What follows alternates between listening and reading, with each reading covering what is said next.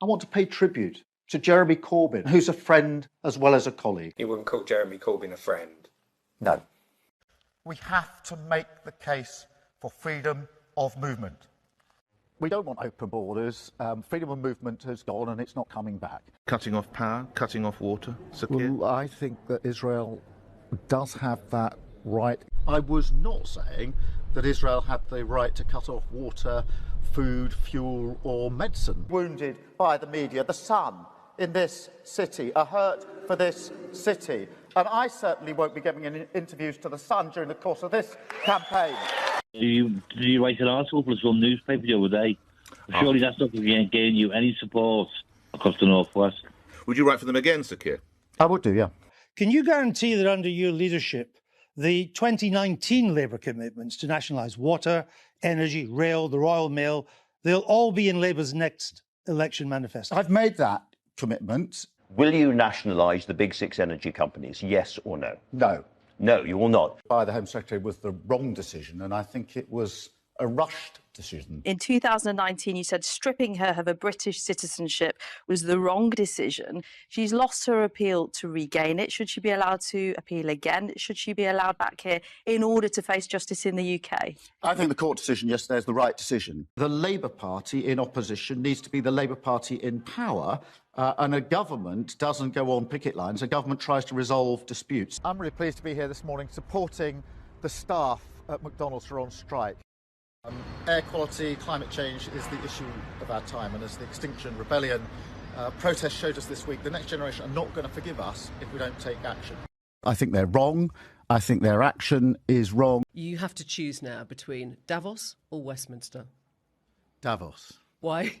Because Westminster is too constrained, and, you know, it's closed and we're not having meaning. Once you get out of Westminster, whether it's Davos or anywhere else, you actually engage with people that you can see working with in the future. Wow, a lot's happened since we last spoke, hasn't it? We've got a Labour government for a start off, and in their first week it looks like they're taking us close to war by allowing the use of UK weapons in the Ukraine-Russian conflict. It looks like they're going to get rid of the illegal immigration problem by making them all legal. Couldn't write it, could you? Looks like we're going to get rid of the prison overcrowding problem by letting all the prisoners out. These are supposed to be sensible people. But when you look along that Labour front bench and you see Starmer, Angela Rayner, David Lammy, Yvette Cooper, you know they're going to come up with ideas like that. Ed Miliband wants us all skint and freezing and double quick. There's no way we can exist on wind power and solar power, not without ruining the whole of the countryside. And yet that's what he's going for. Your bills are going to shoot through the roof. And whose fault is it? Yes, all those who voted for Labour. All of you. The Tories were woeful, but all this was a baton change. A World Economic Forum baton change from the Tories, who were deliberately useless, to Labour, who've got a 400-seat majority that can push this tyrannical way of living, cost of living, through at double quick speed. And people were taken in, and of course the only reason Reform UK were there, who are funded by the same people who funded the Tories, and in one case someone that donated to Labour as well. They were there just to make sure that the Tories definitely lost votes and Labour could be put straight in place to push all this through. And surely even the most sleepy of you must be awakening up to that now. Gotta be, surely. Yes, Nigel's a good old bloke. He wants to stop the boats, but he mixes in some pretty dodgy WEF-linked circles, and his party, which isn't actually a party, it's a limited company of which he's a major shareholder, don't have voting members. They have supporters at £25 a pop and three blokes at the top of the chain that make all the decisions. Even poor old Ben Habib has hit the dust this week, hasn't he? Trust Reform UK at your peril. Controlled opposition, and that's all it is. Funded by the same WEF, George Soros-linked hedge fund managers who funded the Tories, and funded by the same WEF, George Soros-linked hedge fund managers who fund GB News and Talk TV and Talk Radio, which is why basically those channels are reform platforms a lot of the time. Surely people are waking up. And people say to me, oh, I was shocked people still voted for Labour. Oh, I was shocked so many people were taken in by reform. Oh, I was shocked some people still voted for the Tories after they brought this country to its knees. You're shocked? Why? I wasn't shocked at all. I wasn't shocked because 2 years ago, remember COVID? If you're watching this, you were a COVID survivor. We survived COVID. Remember 2 years ago when people were dropping dead in front of us? They'd be walking towards you at the bus stop and suddenly they'd... Remember that? No, neither do I. But the government acted as though that was the case. And it turns out now that only 17,000 people in that first big COVID year died of COVID alone. Now they've taken off the car accidents with COVID, the suicides off of tall buildings with COVID within the last 28 days. It turns out only 17,000 people actually died of COVID in that first year. The figures were manipulated, which most of us knew they were doing anyway. But there were a lot of people that took it in and put up with a draconian attitude. There were people who couldn't wait to dob someone in because they had 7 people around their house instead of 6. What sort of Nazi have you got to be to have that mentality? There were people absolutely lambasting the unvaccinated, and it turns out now you're probably more likely to pass it on if you had the vaccine than if you didn't. Every day more and more facts come out about that jib-jab that, to me, make what they did a crime. But it was propaganda. You know, oh, you can't sit on a park bench. This was a respiratory virus. It gets passed with viral load. Droplets. Oh, you can't sit on a park bench. You can go out walking, but you can't sit on a park bench. It was ridiculous. Old grannies getting nicked for protesting for their civil rights, their basic human rights to decide what goes in their body when they can walk out in the street, and there was people clapping them. I know how the Nazis did it now. The snitches were waiting, and they're waiting again. And these are the same people that'll be snitching on you if you do anything wrong under this new cultural Marxism that is taking over this country, and Labour are determined to push through. You'll own nothing and you'll be happy. You think I'm a conspiracy theorist? Go to the WEF website and look it all up yourself. It's absolutely frightening. Labour is going to carry on with the Tories left off. We're not going to own anything. It's going to be a cashless society. So you'll have digital currency that they can stop at any time. You're going to have 15-minute cities where you can't leave more than so many times a year. And if you do, they'll fine you. It'll come straight out of your money. There'll be no forms to fill in. They'll have your bank account because there's no cash anymore. The only time there'll be a bit of kickback is because they will stop for the holidays. They'll probably put you on one holiday a year if you can afford it. And that's when the youngsters will say, oh, a convenient card has cost me my liberty. I can't go to Kos anymore. I can't go to Ibiza. This is coming. This is coming. Because people believe this climate change horse manure. Absolute horse manure. A consensus of scientists say that there's climate change, but it's definitely not a consensus of how much of it is down to man. And there's us in the West. Oh, electric cars. So all these young black kids that don't matter, they're miles away, dying, slavery, mining cobalt and lithium to produce something that you have to drive 150,000 miles for any small benefit, over petrol cars. We put all our industry, the UK, to places like Indonesia and China.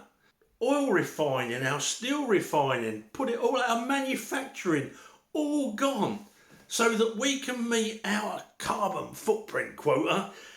And they are putting more crap into the air than has ever been done before, and we're getting poorer. Can I believe it? Can I believe people voted Labour? Yes, of course I can. Because they're either brainwashed or they're absolutely balmy. I don't know which it is. Let me know what you think it is. I'm hoping it's just good old-fashioned brainwashing. Remember COVID Thursday night? Go out and clap the NHS. NHS doing the Macarena on TikTok. They were so under pressure. Oh yeah, go out on Thursday night, clap. My neighbour said to me, you going out Thursday night to clap, Glenn? I said, no. He said, why not? I said, because I'm not a trained seal. NHS. I tell you what, if I was Boris Johnson and his scientific advisors, those with shares in GlaxoSmithKline who are getting richer and richer by the day, if I was Boris, I'd have had some real fun with that. Yeah, what we're going to do on Thursday night, got to really show appreciation for the NHS. We've got to stick pins in our genitalia. Oh yes, the NHS, I support the NHS. I'd have had so much fun. I've had people doing Simple Simon Says on street corners and everything. It was an absolute farce. So can I believe people voted Labour? Yes. Can I believe people were taken in by reform? Yes. Of course I can. So now what do we do about it?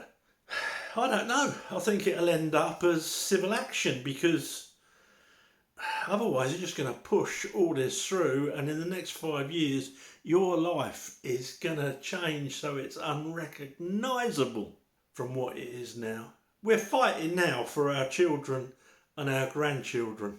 And people did have an option. There was loads of good independents and loads of small parties. I know I'm biased for the Alliance for Democracy and Freedom, but they're led by a guy who really could make the NHS a lot better without spending millions and millions of pounds.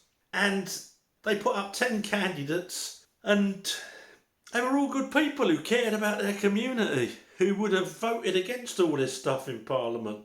But no, people went for Labour or Reform or the Tories. The Liberal Democrats got 70 votes, wasn't it? 70 votes without looking it up. Liberal Democrats. They'd take us back into Europe double quick. Stop the boats. They'd be over there helping people in the boats. What is wrong with people? Yes, you've got to treat genuine refugees with humanity and compassion. But these people arriving, throwing their documents in the sea, they reckon there's 30,000 criminals that are wanted in their own countries now. What is wrong? What is wrong with everyone? If they can't see there must be a reason, there must be an end goal, an end plan as to why the Tories put up with it and now Labour are going to put up with it. If you can't see that, I give up. I don't know what the plan is, by the way. There's all sorts of theories. I haven't got a clue what the plan is. But it's not looking good if you live somewhere like Dover or Folkestone and the girls are scared to go out at night. And that's a fact. So was I shocked? No. If people put up with that COVID nonsense, not based on science, and every day now, more evidence comes out that companies like Pfizer, the second most heavily fined company in pharmaceutical history, that seem to make this gene therapy on an emergency licence that they got to pump into people every day. It wasn't tested properly. Every single day that passes, more facts come to light that show that these people supposedly governing us are criminals, probably murderers. It was either planned or they are so inept. Either way, they should be in court every single day. And yet people believed it. People say to me, when did you stop believing what they were telling you? Well, I think for me it was when they said one of the symptoms is having no symptoms. Asymptomatic people might not know that they've got it, and they might pass it on without knowing. It's a respiratory virus. It's viral load. You sneeze it or you cough it and you pass it on. No symptoms. If you've got no symptoms, you're not ill. But what you've got to do, you might have no symptoms. You've got to take a test that's been ramped up 40 times and that the inventor says isn't designed for this sort of thing. But you ramp the cycles that it's tested on up 40 times. So that if someone sneezes at a bus stop a mile away, you'll probably go positive. And then what I did in COVID, oh, he's positive. Who's been around him? Oh yeah, you 10, you're off work as well. Absolutely, you got to stay at home, or you got to stay at home. Oh, of course I believe people voted Labour.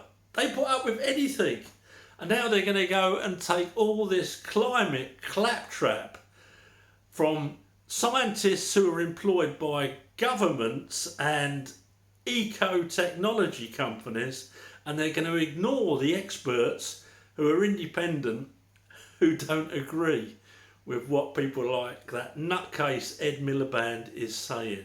Please wake up, people. Please. I'm begging you. Wake up.